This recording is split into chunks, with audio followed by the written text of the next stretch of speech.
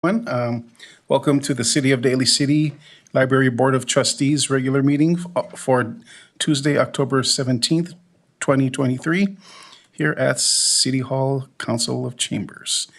To watch the live cast, you can tune on to Comcast Channel 27, or you can go to YouTube, Daly City Video Meetings, or you can go to the Daly City website. For those who want to participate, you can either submit a comment in writing or visit the government website and complete the public comment form. And to speak at the meeting in person, please complete the speaker card located at the entrance of the City Council chambers and submit the staff member as early in the meeting as possible. Persons with disabilities who require auxiliary aids or services in attending or participating in this meeting should call the office of the city clerk. Okay, call to order.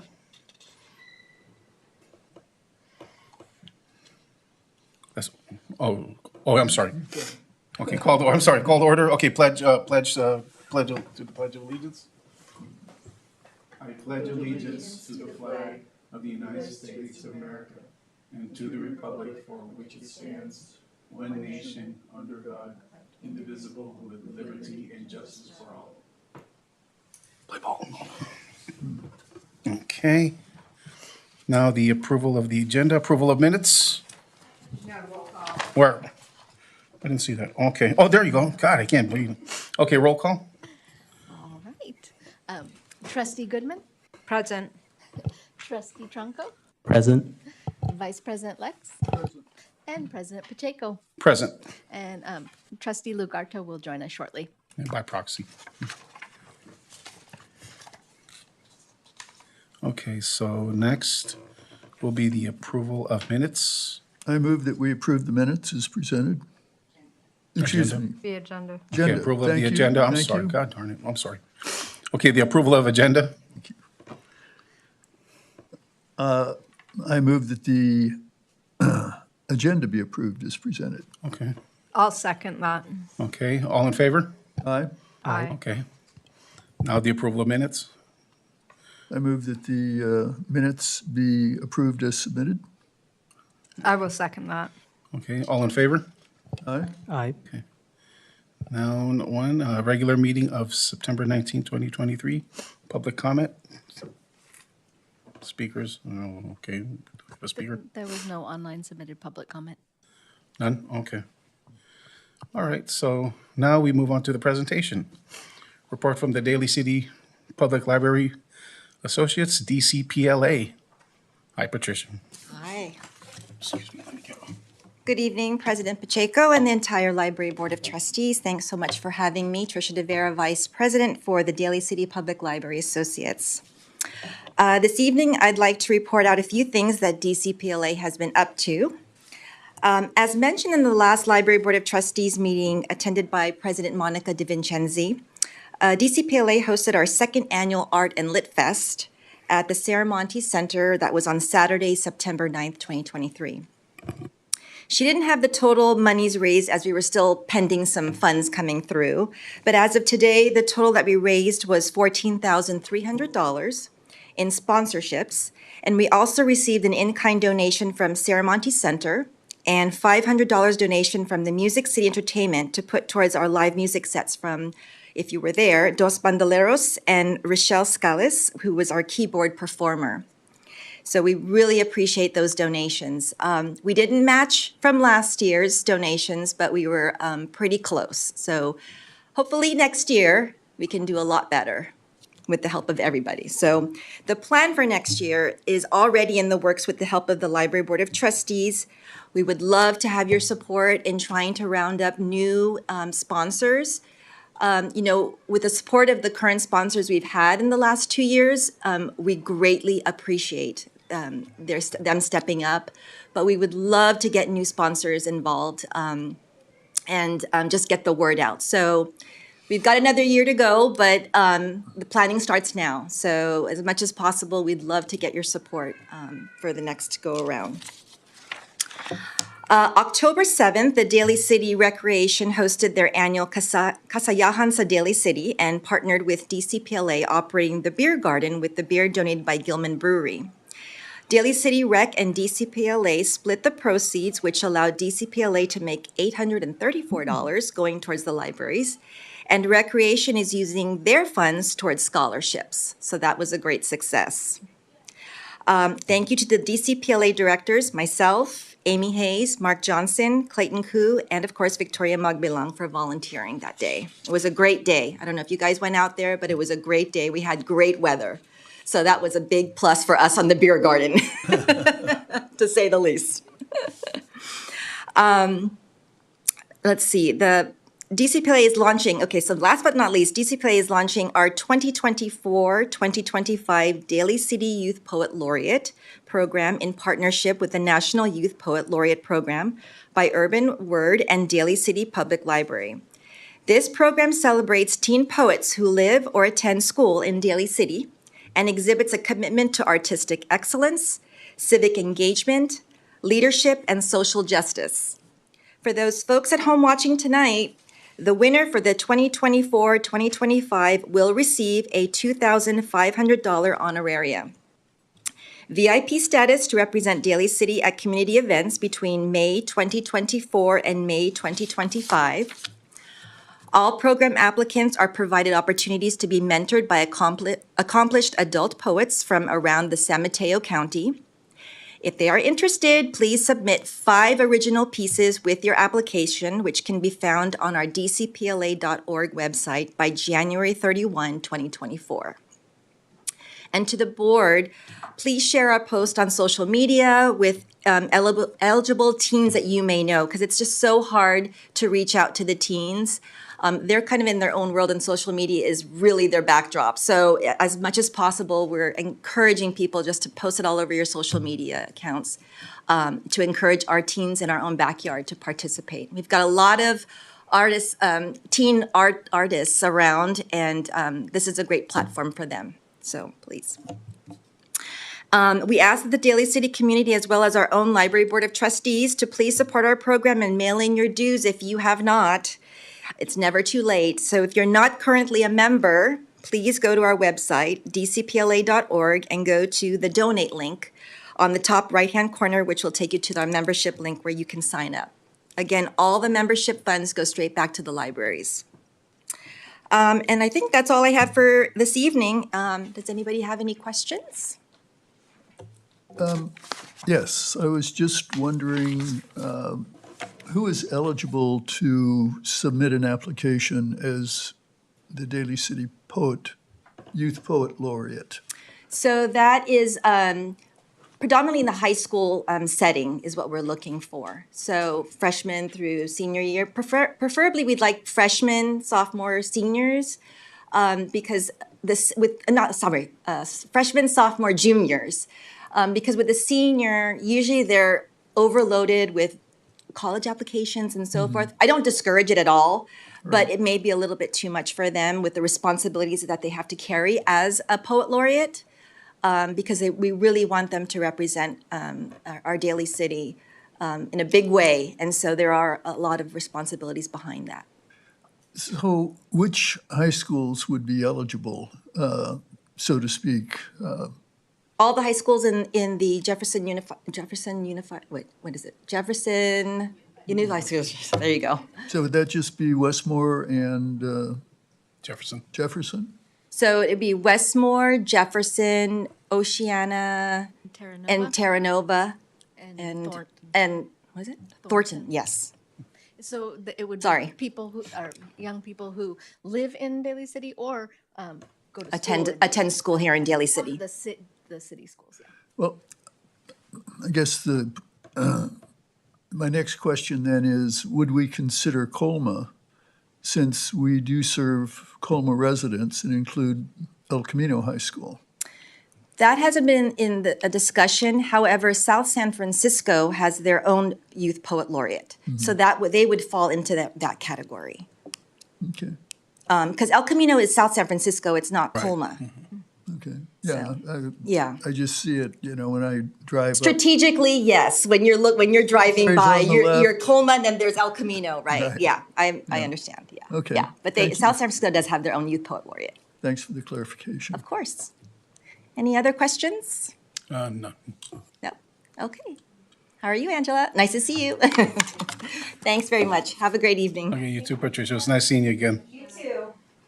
Okay, so now we go on to the next director's report, departmental reorganization.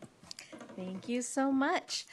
So I believe I announced this under announcements and communications at the last meeting. We were anticipating the city council would be entertaining a proposal to reorganize the Department of Library and Recreation Services into two separate departments. This is really a restoration because for most of the history that at least that I recall, the library was its own department, and there was, of course, library, Park and Rec, as everyone knows, Park and Rec. So for anyone who wasn't around for these changes, in 2011, in response to fiscal challenges, it was very much a response to fiscal challenges facing the city. There was a reorganization where Parks was joined with the Public Works Department, which makes a lot of sense because they do share a facility with the Courtyard and a lot of the same equipment, and they do similar work. And then Recreation Services and the Public Library were merged, and really the big thrust of it was just that it reduced the executive level management positions, saving the city money. So there'd be just one director rather than two directors and an assistant director. There was an assistant director in Recreation. And then in the very beginning, we had a director who was actually acting. She was the assistant city manager, so it also, and that wasn't backfilled, so there were additional savings there. And then a permanent director was appointed. And then, so you cut to 2020, and our permanent director opted to retire, and he's doing well and happy in retirement, I'm sure.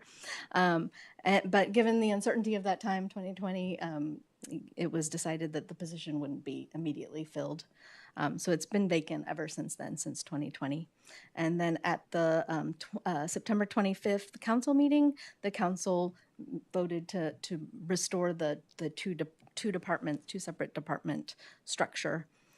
It took effect immediately upon their vote, but of course, as with anything, it takes some time. We're currently in a little bit of a transition phase, and most of the things that we're attending to are very trivial things, like, oh, we're going to need new business cards that say the new name rather than Library and Recreation Services.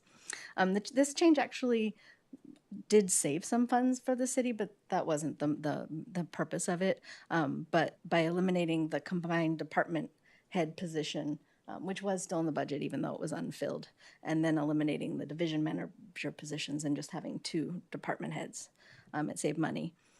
One other thing that I don't want to get overlooked was that it also had the effect of creating a administrative assistant 2 position in the library.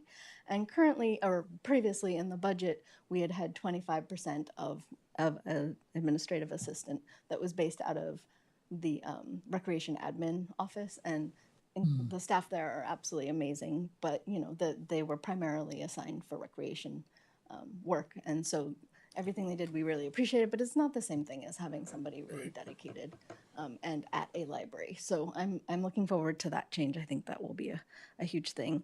I'm hoping that the public probably will not find any impact to services.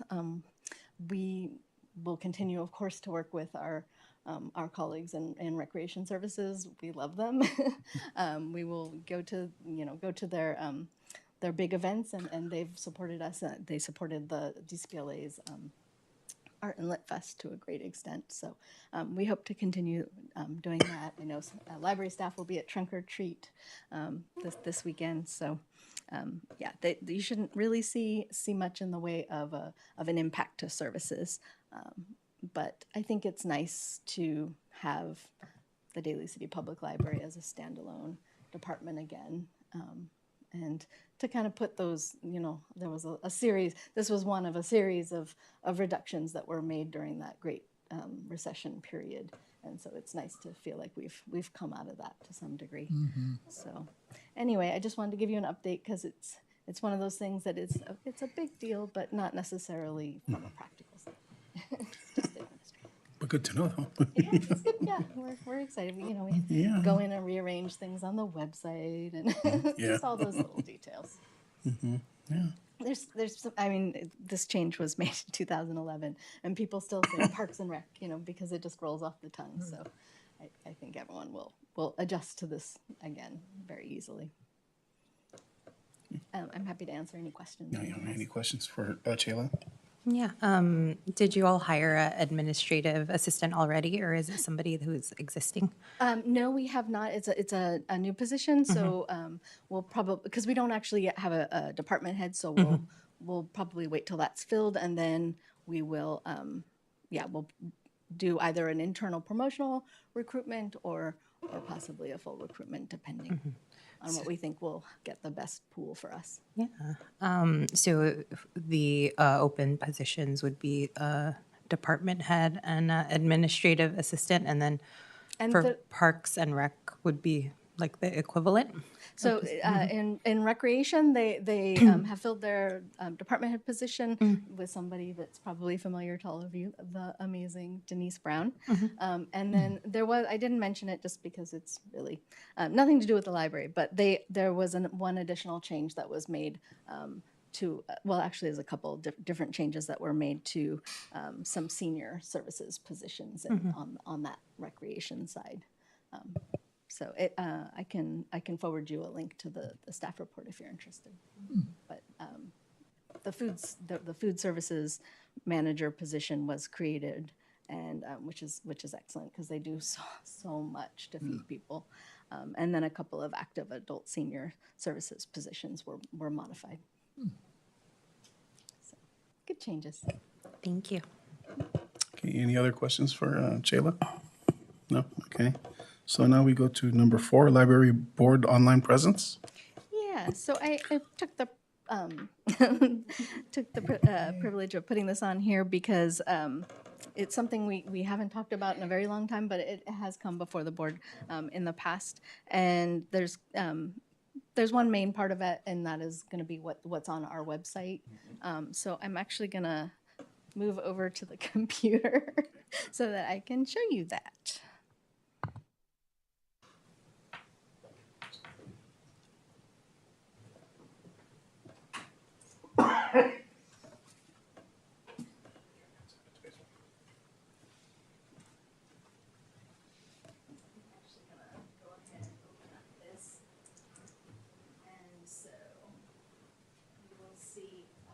Let's open up ours first.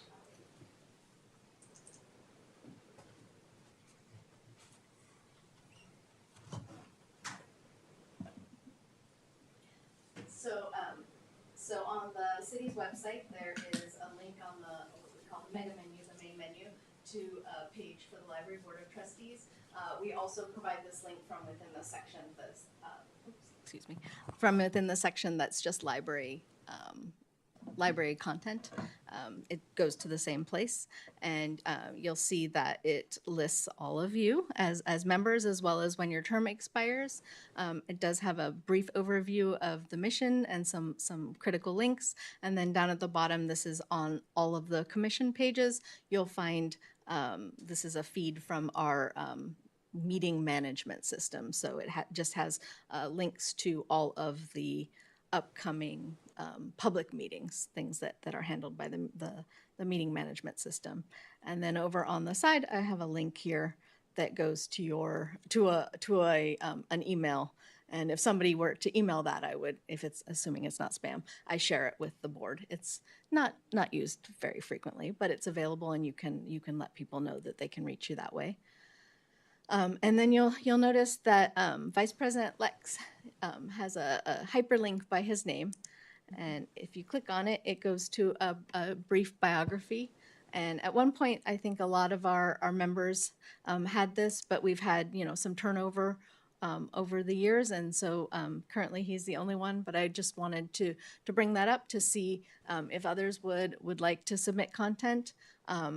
We've also in the past had like a little headshot. Not necessarily everyone wanted to do that, but you're certainly welcome to do that. And I had kind of bookmarked a bunch of what other libraries are doing. And I just to show you what other things might be possible. I was surprised. A lot of the libraries in the peninsula have something very similar to what we have. This is Menlo Park. Menlo Park, oddly, they all have their personal emails listed. I'm gonna go ahead and recommend against doing that. I think that it will result in a lot of spam for you. And then just as we do the roles and responsibilities and some information about the commission priorities, here's listed, and I could do this on ours as well. Nick is their staff liaison because they also actually have a combined department. Nick is the assistant library director. Lovely gentleman. And then let's see, South San Francisco. You can see those familiar dots. I think they use the same system we use for their website. It lists the the date and time of the meeting, and you'll notice their location, which is interesting, is at the library. I thought that was nice. Lists their members, doesn't actually list their terms, which I thought was interesting, and then a little bit about the board in general, but they don't seem to have anything they do. Never mind. I'm sorry. I forgot these ones do. They have a meet the board as well. And here you can see this might actually be the most effective way to do things is keep it all on one page. It's kind of nice. It's short, something short, but a little bit about the person and also maybe what motivated them to want to be on the library board. And I can send you all these links if you want to peruse them at a later date. Also the agendas and minutes are there. Ours are also there. They're just done through that system, the content management system. And then Burlingame. Burlingame has 2 pages on theirs. And so here's one that's, this is, as I mentioned, it's under the library's website. And it has, it's about governance, and it includes some real basic information about the board, and then also the specific members of the board. Again, a little headshot and a very brief bit of biographical information for them. Let's see.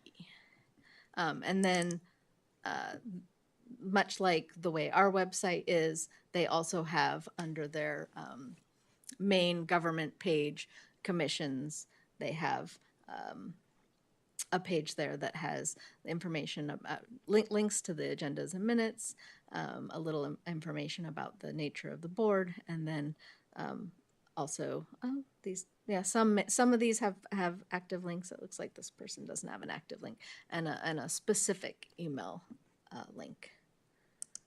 And San Mateo City Library only has the 1 page, and it's very similar to ours. As you can see, they have a board email address, which is what we do. A little about the board as a body, specifically the meeting scheduling and all that. And like us, those sorts of things are established in the municipal code. And then just the list of board members. So they have less, I think, or the similar amount of information that we have. I thought Redwood City was particularly had I think a lot of information fleshed out on theirs. So they actually also had 2. This one right here, this page is within their library department section. It has a little headshot about them, a little bit of the duties and responsibilities of boards, of this board, a list of their members, and a way to reach them, and their staff liaison is their director. And then I'm going to go ahead and open up. Is that library board picks of banned books? Is that something that they added to their page? Yes, I was actually going to mention that in the second part. This something that really struck me and actually started this whole thought process for me anyway, was that I was on Instagram and I saw a post that, the Redwood City Library Board picks. And so I thought, oh, yeah, we haven't updated our page at all in a while, and maybe we should revisit that. Again, they have a second page, which is just the basics. And this is, you'll note this board also meets at the library, which is interesting. And so I wanted to show you a little bit. This is the, so this is what I saw on Instagram that sparked this interest. It's not just that they have chosen some books to kind of introduce to people, but they're doing it as a way of also sharing a little bit about themselves. And so if you went through the post and clicked on it, it would actually take you to their online catalog. It's the same one as ours. And so there's a staff created list there. So somebody on staff took the information that they provided and created this list. So it's one book per board member, and then you can see up down here as it starts to that this is where they've entered like their take on the book as well as their biographical information. And here's kind of a close up of two of them, and you can see that they all have the same heading so that they know this is part of that library board member. And a little bit about the book and what drew them to it. Some of them are surprisingly very personal, but obviously, you want to share as much as you feel comfortable sharing. It appeared to me, I only have seen this posted once, it appeared to me, though, that they were intending to do this quarterly, which I thought was more realistic. So, and I think that was, that was it. So I wanted to introduce this topic. We have in the past, as I said, discussed this, and all the board members at that time had submitted content, and we had done not what Redwood City has done, but did include biographical information and a headshot for most of our members to just to introduce them to the people that they're representing. So I'm gonna go ahead and turn that off. Any questions for Shayla? Yeah, do you maintain the webpage, Shayla, if we wanted to submit some, like, I maintain Something. one of them. one of them? Okay. So the page that has your names on it, that is outside the libraries section of the website. So that's not something I'm able to directly edit. However, I found something out of date on there. It said Library and Recreation Services. And so I reached out to our Information Services division, and the staff there were happy to help me with that. So we can certainly add content or make changes. So if it's we a little wanna easier if it's within the library sphere, because we can directly do that, but I can put in requests. So to submit like a bio or something about just who we are, that would go through you? I would take it and Or- kind of massage it and then ask them to add it, yeah. If we wanted to do it on that same page. Got it. Yeah, because I believe that if, where all our names are, board of trustees, you put our titles, and then it would make it more professional looking on the page. Because right now, if you kind of look at it, that, and you're like, okay, There's not a huge amount of information there. Yeah, and yeah, do not put your personal email on there. They did that, they do that on the planning commission. I'm telling you, I cannot tell how many emails I got every single day. There's bots that will scrape websites for those sorts of information. So it's yeah. Okay, so, any other questions for Taylor? Angie? I think, it would be nice to have, all our bio, like, nothing too in-depth, but when I first joined, I was asked to submit a short, one paragraph and, professional photo of myself. And so I do think that I still like that concept. I like how you can click on Dr. Lex's and then, find some information out about him. I agree, no phone numbers or emails. just to keep our sanity within our inboxes. But I also even like the, recommended books and little personal touches to that too. So maybe that's something we could all discuss.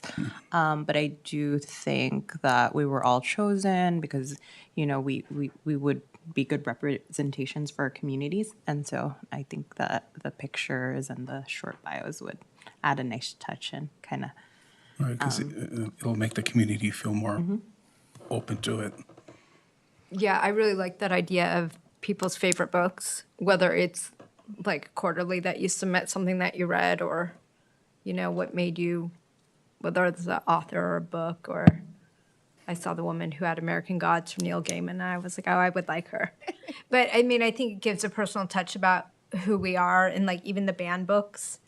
I think it just gives something more to the library, because I feel like I try and sell the library to everyone. Go to the library, check out a book, read.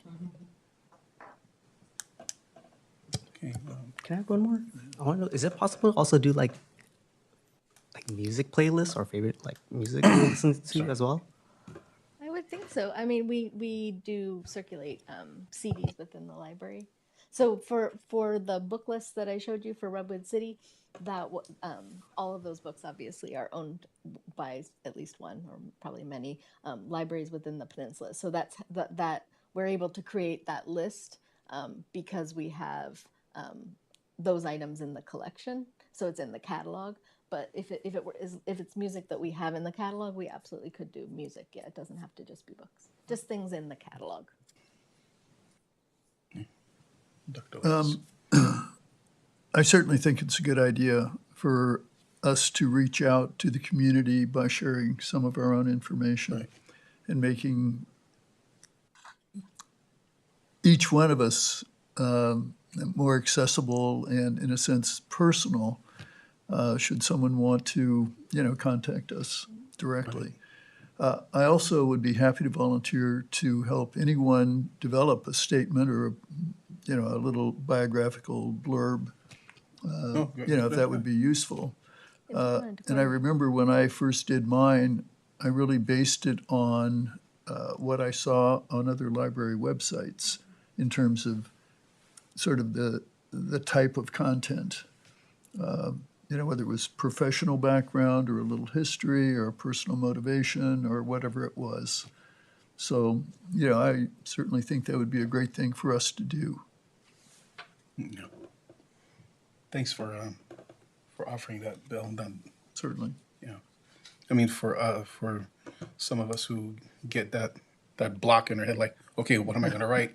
I need ideas. It's helpful Bill would be too. great for that. Keep a Writer's block. consistency, a cohesive presentation as well. Yeah, thank you. Certainly. Does the board wish to maybe start with the biographies and then maybe revisit the recommended reads at the next meeting, or are you feeling ambitious? I think good that's a idea. good idea. I'm all for it. I'm all for it. I agree with what you're saying. Yeah, And we Let's could start do with the bios first. headshots as well. That's a pretty simple thing. We can actually take care of that with the phone in a meeting next time, or, Or just, I'll dress a little differently maybe. or just get one off your Facebook thing and just put it on there. Okay, Super. Okay, so any other questions?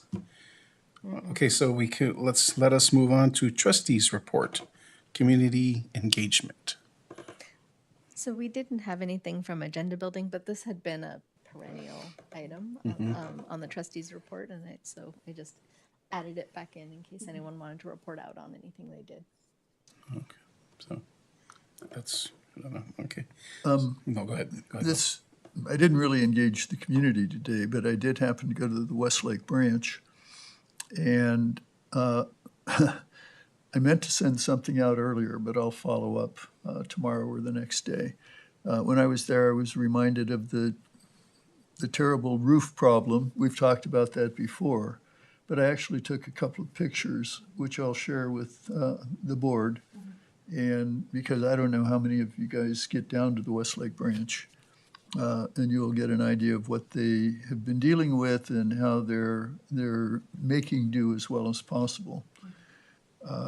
But the other thing that I ran into was and I can't, Shayla, you're going to have to help me with the title of this. What are the little kits that we provide for parents to take home and read? We read together kits. The We Read Together kits, yes. I saw them there, and it looked to me like there were quite a few. So I asked one of the librarians whether or not these were getting used, and she said, oh, yes, absolutely. They're very popular. And, that was good to hear. Yeah, well, and I think such is the nature of materials for young children too, is they go through a lot of materials, which is why the library is so valuable at that age. But yeah, the tablets are kind of the same thing. The playaway tablets that we have, where a family will just want to check out every single one of them. I know I was actually just told that we're running low on replacement bags, so we'll have to reorder. And I think that was a grant-funded project, and I think it's something we probably want to continue and expand from within the regular budget. The only thing I was wondering about is,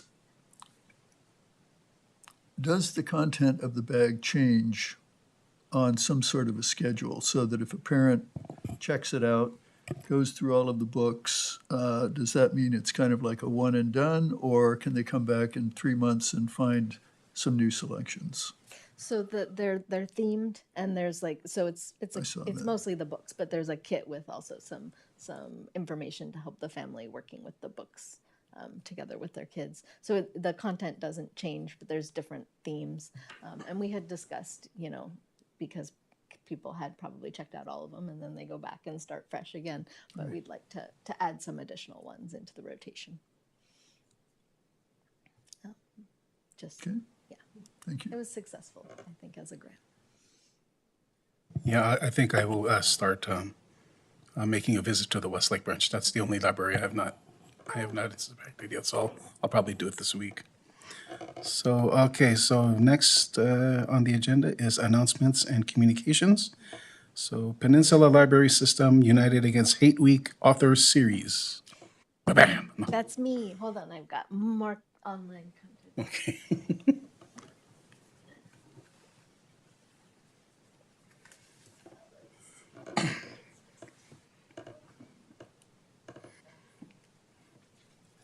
Okay. Hopefully I have these. Oh, I do not have these in order. I'm so sorry. So there's United Against Hate Week.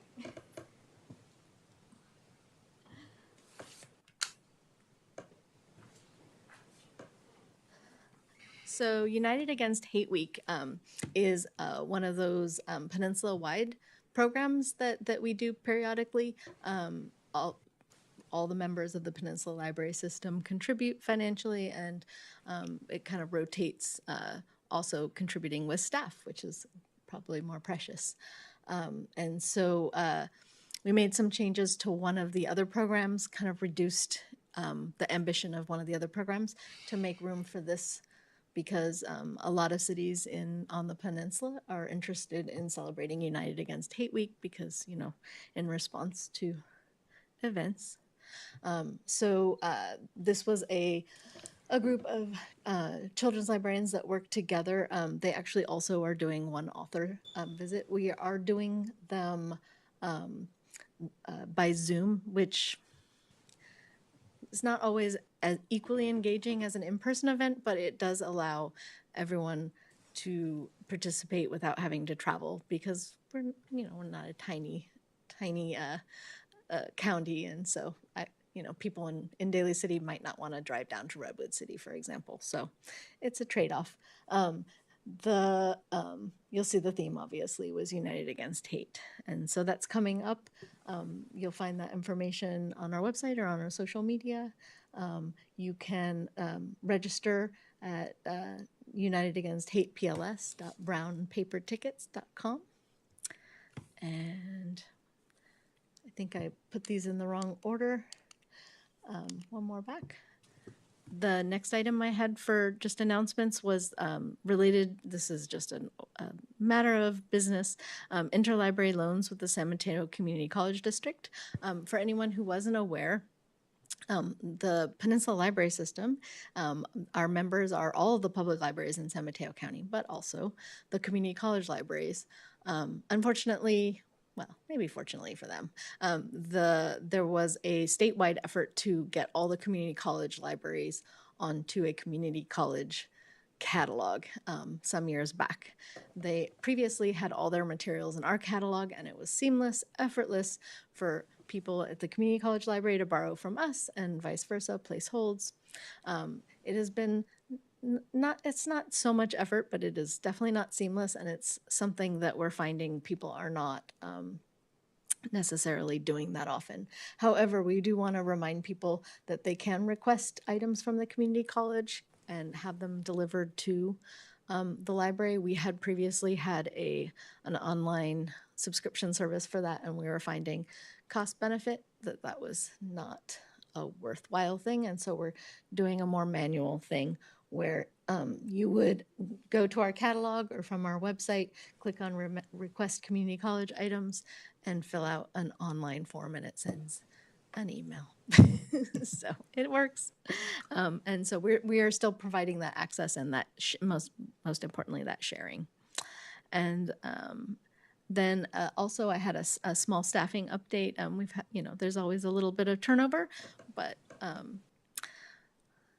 35 years with us. After 35 great years, Richenda, one of our library assistants, has retired, a much-deserved retirement.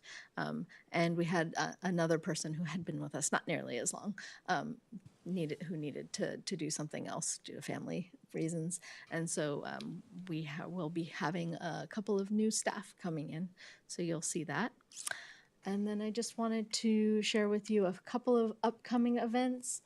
Here's another one of these peninsula-wide items or programs that we offer. This is called San Mateo County Reads, and our very own Sarah Spence, our youth services librarian, is on this committee. It's actually not just the libraries working together, but also working with the County Office of Education. And this year they've decided to do younger grades and middle grades author. And again, they will be online. We do schedule them and promote them so that we hope that whole classes can participate in these, but it's, of course, because we are public libraries, open to the public. And our theme this year, there's a different theme each year, is around climate justice and ecological concerns. And we also have some fun upcoming STEM programs. This is a grant-funded program. This is the NIFTY grant, NASA Inspires Futures for Tomorrow's Youth. And we have contracted with the lovely people at Peopleology. And so they will be doing a fabric dyeing program and something where they're studying hieroglyphs and how the ancient Mesoamericans approached astronomy and mathematics. So this is going to be fun and educational. This is very unlike everything else we do because you have to register. You can register just by calling. That's fine, but we do need people to register due to the limits on the supplies that we have. And then I don't know, I don't think anyone made it from here to the last taste of Top of the Hill, but it was hoppin'. It was a lovely program. I'm glad it came because it was like they needed some hands. So that was on October 11th at the John Daly Library. And there's one more. This is, again, another grant-funded program, and it's free food. So we have 4 other restaurants, different from the ones that we had on October 11th, coming November 5th. We're hoping, I understand these are small businesses, and so often the owners and the restaurateurs are not able to leave their business and come to the library. So, but we did get their food, and a lot of people enjoyed it. It was a very large turnout. So, if you missed it and you regret it, please come November 15th. I think it really accomplished that goal of bringing community together. Everyone was sitting at tables and talking. It was really wonderful. And I think that was it. Okay, are there any questions for Chayla? She's smiling at you. What time do you all usually have that event, or what time did you guys have it the last time? The event started at 5 last time. Oh, okay, so like dinner time. Yeah. Yeah. We, at that particular location, we do tend to do Wednesday evening things. Wednesday is the day that they're open later in the evening. It seems to work well. It was, the turnout was very healthy, but I would say even more impressive because they're doing construction on on Hillside. It's Oh, yeah, it's quite chaotic. Yeah, it is chaotic. Took me a while to, get to Yeah. a certain spot. Okay, anything else, Jay? Okay, so we went over the announcements and communications. Now we are at agenda building for next meeting. Any suggestions from my fellow trustees? Oh, I do have, sorry, I'm circling back, and a No. little announcement. Yeah, go ahead. I've been doing, I'm pretty big on community work and tying the bank back to it. And they were really happy, with the amount of hours that I put in as a manager in getting team member engagement with community. So they gave me, and I have the email. I should have read it, but I just got the email for an approval for a small grant for DCPLA. So they're giving, it's either, I have to read it, but it's either $500 or up to $1,000, for any project that they would like to fund. So that's just some exciting news. It really was unexpected, so that's something to look forward to. And I've connected with Trisha and Victoria already on it, so that's exciting. No, that's fantastic. That's good. That's great news. Great to hear. Yeah. Go ahead, Bill. At the last meeting, I asked, we were talking about AEDs, and I asked if Narcan was in the libraries, and Jayla reported that no, we don't have it. I gave that some more thought and realized that I don't know anything about opioid addiction or abuse in San Mateo County, or how widespread Narcan use is. And so I contacted the County Department of Health and spoke to a couple of different people. And they would be very happy, it sounds like, to either have a person make a virtual or an in-person presentation on opioid abuse in San Mateo County and the use of Narcan. And I'd like to recommend that for the agenda for next month. Okay. I approve that. Okay, I'm sorry. Anyone else? Or, I do. okay, go ahead. I kind of want to see, like, are we doing anything for November in regards to certain awareness for certain things? I guess that's recognized for the month. I was trying to look up some things, and like one of the things I saw was like Native American Heritage Month and Alzheimer awareness. So I was just kind of interested in that. We don't currently have any programs planned, but we often will do either a display and or an online recommended reading list to recognize one of those months. All right. I can check and see if any of the staff have one lined up. And then I had like one more thing. I kind of want to see if the libraries have or are doing anything to kind of just give more context to like what's going on in the news today, like globally. Yeah. So I'm interested if our libraries are doing anything or are doing stuff already, like in regards to what's going on already in the news, like globally. Oh, okay, yeah. We have not had anything planned at this point. I can see what other libraries are doing. It's such a it's happening in real time. Yeah. Yeah. But yeah, no, that's a good thing to point out. Yeah, that is a very good thing just to keep everyone updated. Yeah, that's all. Thank you. No, thank you.